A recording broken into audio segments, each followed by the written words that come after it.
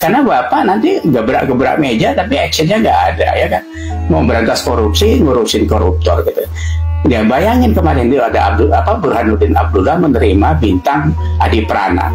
Loh, wong koruptor, jelas koruptor, orang tahu semua, pernah dihukum 5 tahun. Masa Bapak tidak sensitif seperti itu? Apa? Yang jelas-jelas itu orang yang tidak ada, ya bangkainya rakyat kok dikasih bintang itu kan. Luar biasa Bapak ini gitu kan. Sensitif sedikit Pak Prabowo. Anda itu presiden tuh, bukan tukang bakso Pak Prabowo itu gitu. Masa kelasnya diturunkan sendiri? Belum lagi kemarin apalagi pidato soal apa? Pidatonya yang baik-baik saja lah saya lihat itu. Pidato soal MBG udah mengkaper 21 juta anak yang makan MBG. Bapak tahu dapurnya aja nggak sampai 2.000. Nggak masuk hitungannya Pak. 21 juta itu Bapak dilaporin kosong saja. Ya, itu kalau sekarang di cover dengan 2.000 dapur, itu sama dengan satu dapur 11.000 porsi. Mungkin itu masuk di akal. Belum lagi yang keracunan tiap hari masih jalan. Ini kan kemarin NTT keluar lagi. Mana lagi? Banyak Pak. Jadi yang kayak gitu Bapak tetap aja harus check and recheck. Bapak harus punya staf khusus untuk membaca laporan itu. Karena saya lihat Bapak tidak pintar tentang angka memang. Jadi sembarangan jadinya seperti itu. Apalagi pidato Bapak yang terbaru soal menterinya kasihan karena nggak pernah istirahat. Bang lalu Bapak bilang juga kasihan menterinya belum dapat mobil. Itu pidato presiden recehan itu Pak. Itu pidato ketua RT itu nggak kayak gitu kelasnya. Luar biasa Bapak ini. Jadi dia apa ya, diolok-olok orang karena Bapak sendiri yang berperilaku seperti itu. Jadi yang berbuat sedikit gitu Pak. Pidato mengasih arahan terus actionnya jelas gitu, kayak Puan dapat bintang Mahaputra. Wong dia yang ganjel undang-undang perampasan aset koruptor kok Bapak kasih bintang Mahaputra. Ini kan menyakitkan kami sebagai rakyat Indonesia. Jadi hati-hati, karena pilar program Bapak itu kalau mau mendapat kredit poin besar dari masyarakat itu undang-undang perampasan aset itu Pak digolkan duluan. Kalau tidak bisa ya buat perpu. Karena ini harus bisa ngerem koruptor ini gitu. Kalau mau membasmi itu butuh waktu. Nggak, tapi ngerem saja bisa 50% kan sudah luar biasa gitu. Ya. Jadi apa? Taktik dulu lah baru strategi atau bagaimana. Masa Bapak nggak tahu tentang itu gitu. Ya. Jadi kami ini sedang memperhatikan Bapak karena pilar dari pemimpin itu cuma 3 saja sebenarnya Pak. Jujur, pinter, berani. Bapak jujur, saya pertanyakan juga kejujuran Bapak karena dari pidato ke satu ke action yang lain itu tidak sinkron. Pinter Bapak mungkin ya bisa iya bisa tidak gitu. Kalau berani mungkin Bapak berani karena bekas Kopassus gitu. Kalau pinternya ini tidak maksimal, Bapak sebagai presiden ya memang gawat kita. Ngitung 21 juta MBG saja Bapak bisa salah, apalagi yang lain-lain gitu. Jadi memang kami harus mewaspadai itu semua karena di pasar ini tambah kisruh semua Pak. Tiap hari itu ada persoalan-persoalan baru yang makan energi masyarakat ini. Ya, itu sampai diaspora dari Denmark dari mana-mana bersuara begitu lantang itu. Dia prihatin tentang negara ini. Masa Bapak menjadi presiden ke-8 kualitasnya jadi seperti ini Indonesia? Nauzubillah min zalik. Tapi ini masukan Pak Prabowo, Anda sebagai presiden, ingat loh, Bapak itu presiden ya. Ya begitu saja sementara. Terima kasih. Assalamualaikum. Saya mau katakan presiden kita, Jenderal Prabowo Subianto, adalah pengecut yang menjijikan. Tidak lebih dari itu. Apa yang kurang bagi seorang Prabowo Subianto? Dia adalah Presiden Republik Indonesia pertama yang dipersiapkan sebegitu sempurnanya oleh pendahulunya. Secara mental, luka masa lalunya disembuhkan dengan pangkat sempurna di bahunya. Orang katakan Jokowi nggak berbuat apa-apa.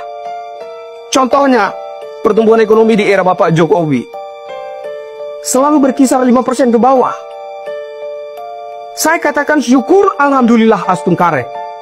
Puji Tuhan, sempat bertumbuh Pak. Bahkan 0,1% pun saya katakan syukur alhamdulillah puji Tuhan Astungkare. Kenapa? Dia bangun Indonesia dari Sabang sampai Merauke, Niaga sampai Pulau Rote, dibangunnya semua. Bahkan pos-pos lintas batas negara. Belum pernahkah orang yang basic militer menjadi presiden? Sudah. Woi Prabowo, Gibran. Woi, Deh, nggak usah pakai Pak Presiden, Wakil Presiden, nggak ada pakai Pak lagi. Nggak pantas kalian berdua itu dihormatin. Bagaimana pertanggungjawaban kalian terhadap negeri ini, ya? Nggak punya TV ya? Nggak punya HP ya? Nggak bisa ngeliat media sosial ya? Nggak lihat itu masyarakat lagi bagaimana di luar sana, ha? Buta mata kalian, ha? Buta. Kalau kalian nggak bisa mencari solusi yang baik buat negeri ini, lebih baik kalian berdua turun. Nggak usah jadi presiden dan wakil presiden kalau tidak sanggup untuk menjaga keutuhan NKRI kita. Iya, nah yang DPR banyak yang minta bubarkan DPR, bubarkan DPR. Memungkinkan? Begini, itu serius soal pertanyaan bubarkan DPR. Menurut saya bahaya pikiran untuk membubarkan DPR itu. Karena sejelek-jeleknya negara, itu masih lebih baik kalau ada DPR-nya. Sebab kalau kekuasaan tanpa DPR itu bisa luar biasa. Kesewenang-wenangan munculnya kesewenang-wenangan bisa luar biasa, meskipun dalam praktek ada juga monarki itu yang adil. Tetapi ini tidak terkontrol ini. Kalau misalnya DPR dibubarkan, pernah dilakukan kan oleh Bung Karno dulu. Ingat tahun 59, Bung Karno tahun 57 berpidato, yang merusak Indonesia ini adalah partai politik waktu itu, berarti DPR kan. Oleh sebab itu mari kita kuburkan partai politik. Tidak lama sudah itu Bung Karno keluarkan dekret, DPR juga MPR dibubarkan, konstituante dibubarkan, lalu DPR tidak dipakai. Berarti kuasa tunggal.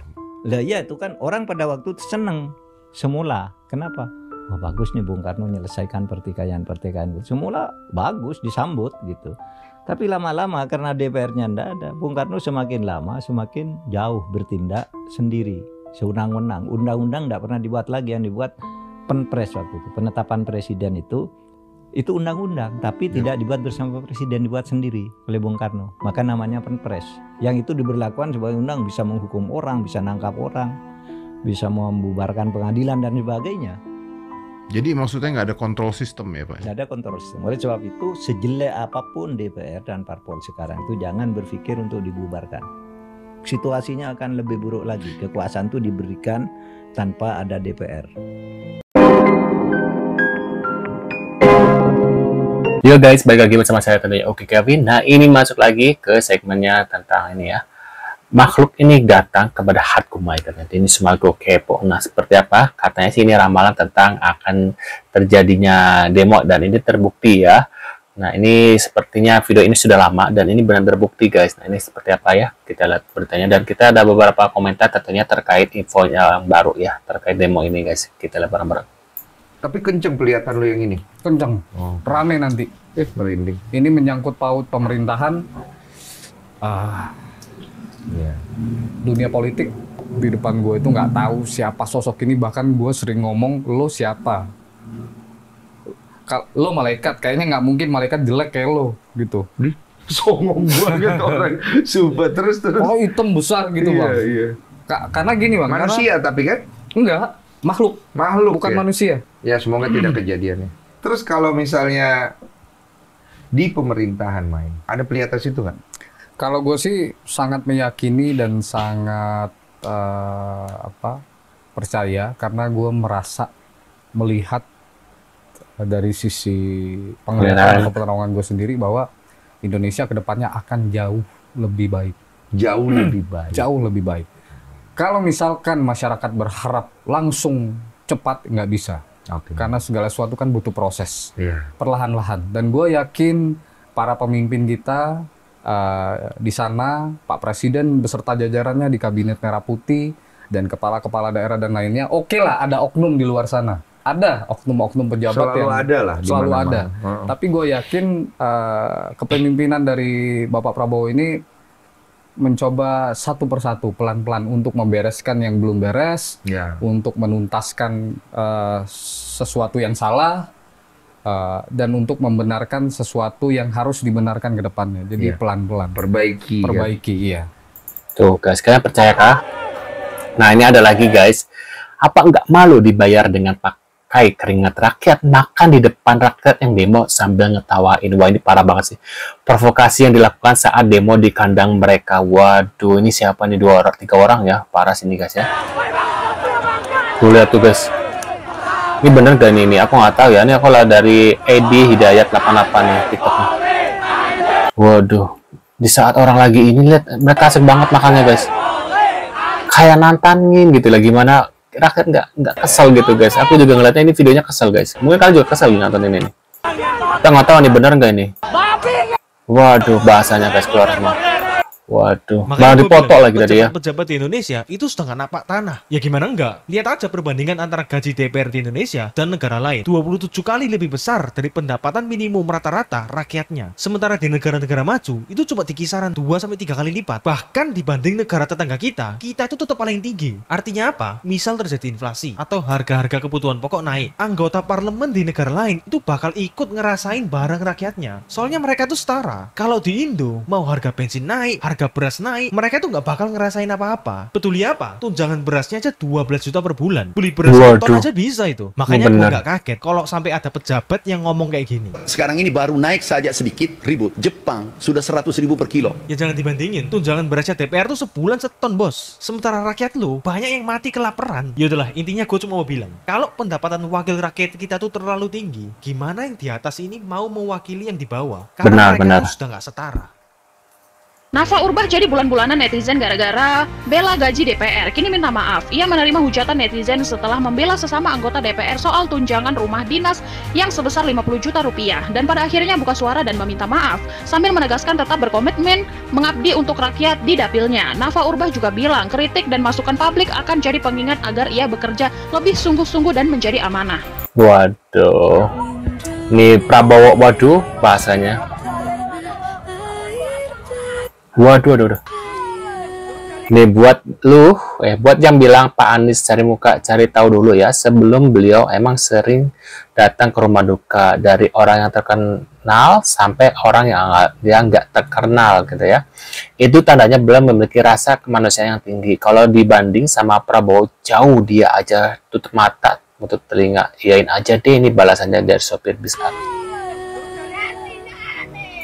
Jakarta kemarin, tadi sekitar 15 menit yang lalu nih Presiden Prabowo Subianto tadi tiba bersama beberapa jajaran yang kami pantau. Ya pasti turun lah guys, kalau kayak gini kasus yang besar banget ya, sampai demo di mana-mana, nggak mungkin Presiden Prabowo nggak turun. Kalau nggak dia bisa lengser guys, jadi otomatis dia pasti bakal datang guys ya. Kalau yang ece mungkin nggak akan datang, tapi kalau kayak gini pasti datang guys ya. Desa dan Pembangunan Daerah Tertinggal atau Wamendes PDT, di mana kemudian tadi ada Ahmad Riza Patria yang juga menyampaikan beberapa pesan, di mana tadi yang terkonfirmasi memberikan satu unit rumah di kawasan Cilengsi, Jawa Barat kepada pihak keluarga, dalam hal ini atas nama ibunda dari Afan sendiri. Dan tadi juga Ariza menyampaikan beberapa poin lain, di mana Presiden juga menyampaikan selain memberikan santunan berupa rumah, juga tadi Presiden Prabowo juga memberikan beberapa santunan lain yang tidak disebutkan secara rinci oleh Ariza Patria. Namun yang jelas tadi ada beberapa santunan, termasuk satu unit rumah, serta juga untuk keluarga secara umum, karena memang diketahui bahwa Afan ini merupakan tulang punggung keluarga yang sudah bertahun-tahun ini tidak hanya bekerja di sektor informal sebagai driver ojek online saja, tapi juga sebagai juga menggiati beberapa bidang lain untuk kemudian mendukung kebutuhan dan keperluan keluarga. Dan kini juga pihak keluarga, kasihan ya, sedih aku lihatnya guys. Kadang kena lempar botol guys. Waduh, bener-benernya apa nih? Sudah lihat video klarifikasi saya yang kedua kemarin. Waduh, apa lagi nih? Bikin apa lagi nih dia mukanya? Sekarang saya akan mengklarifikasi lagi. Udah, diem. Lu tuh makin banyak ngomong makin blunder, tau nggak? Udah, bener. Diem ya. Diem aja di rumah, turun. Kalau tahu diri, turun dari jabatan itu. Emang kesel itu ya dia orang. Aduh, kenapa sih Prabowo ini mengambil orang-orang yang sepertinya tidak ada kompeten ya? Nah, gimana sih guys? Menurut kalian gimana nih guys ya? Tapi aku berharap Presiden tetap jadi presiden, karena daripada nanti Ya, buat kalian lebih setuju beliau yang jadi presiden atau Fufu Fafa, bisa tulis di kolom komentar ya. Sekarang kasus Fufu Fafa menghilang nih ya. Coba kalau orang biasa ya, Fufu Fafa mungkin sudah ketahuan siapa Fufu Fafa yang sebenarnya yang mengejar-ngejar susu sehari ini gitu ya. Ya itu kan sekarang hilang tuh kasusnya yuk.